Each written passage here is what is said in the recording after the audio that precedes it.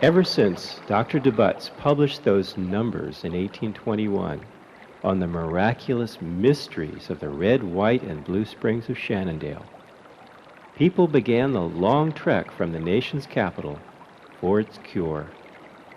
Even presidents came, 9 of them, some claim.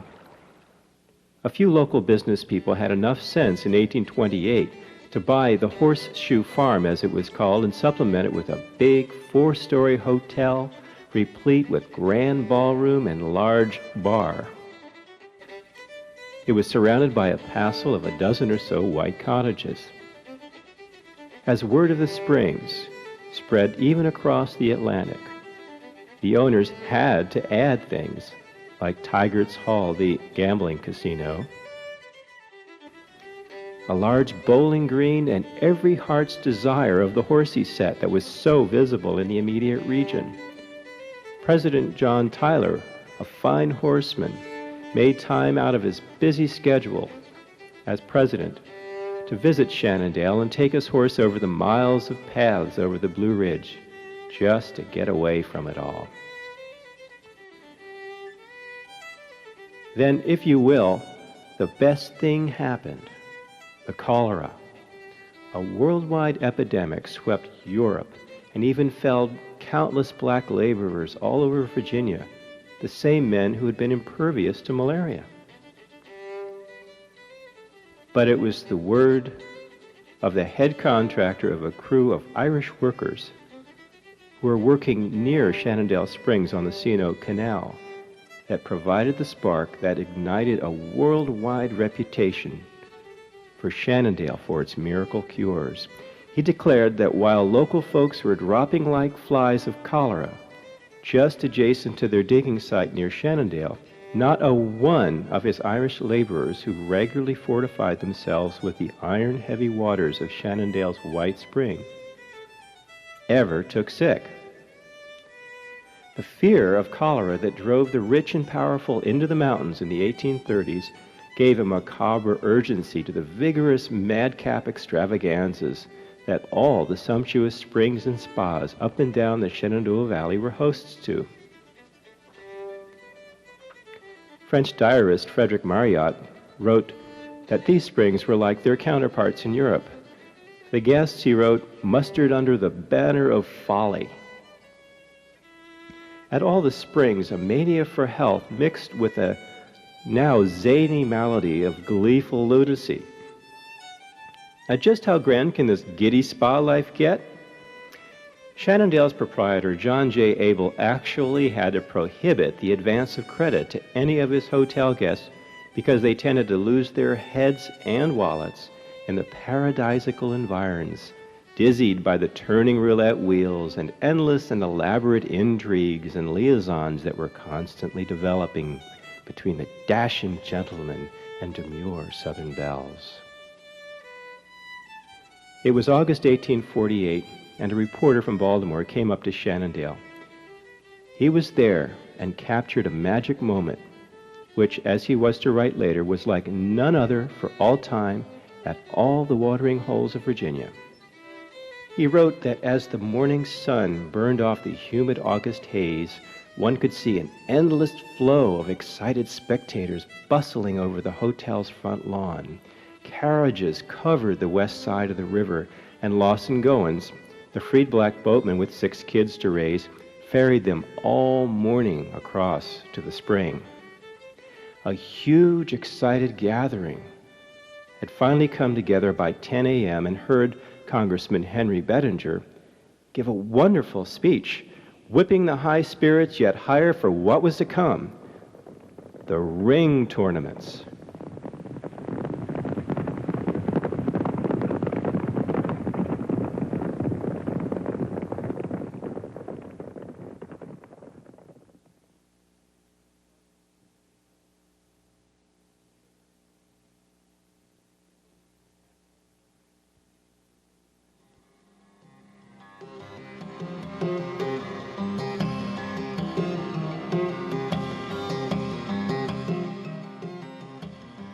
The ring tournaments, yes, knights with lances, galloping, fire-breathing steeds and contests before the Queen of Beauty and her maids of honor.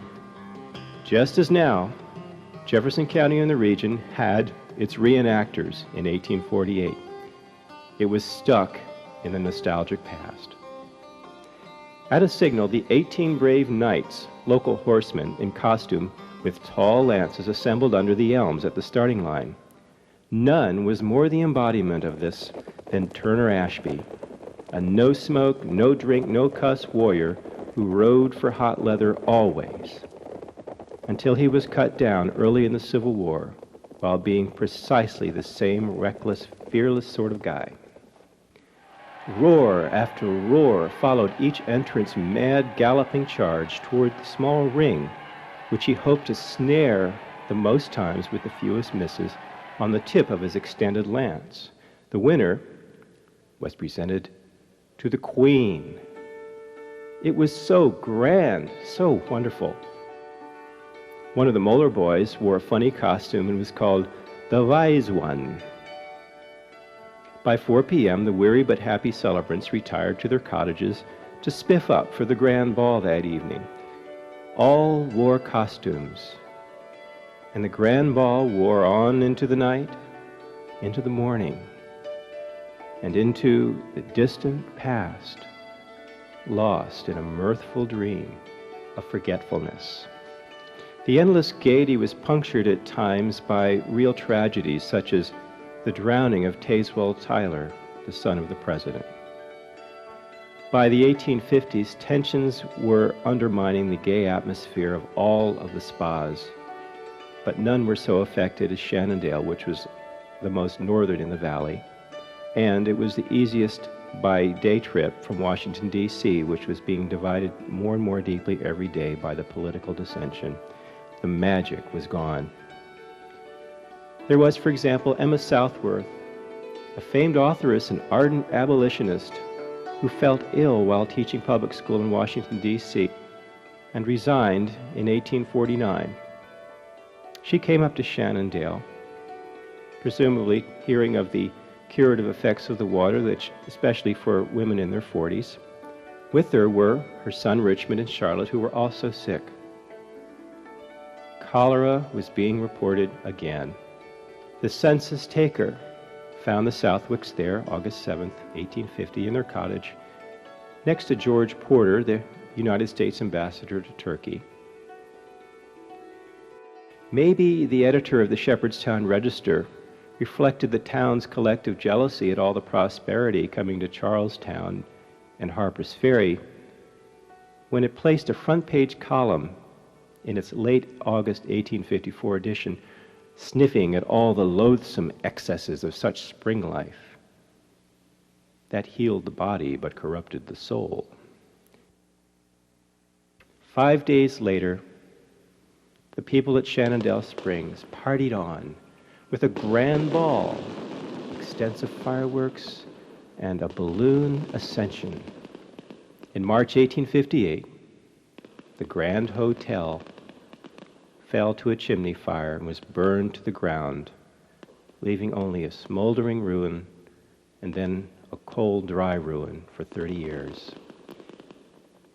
An era of magic had passed. The explosion of fireworks was soon replaced by the explosive sounds of artillery doing their dirty business.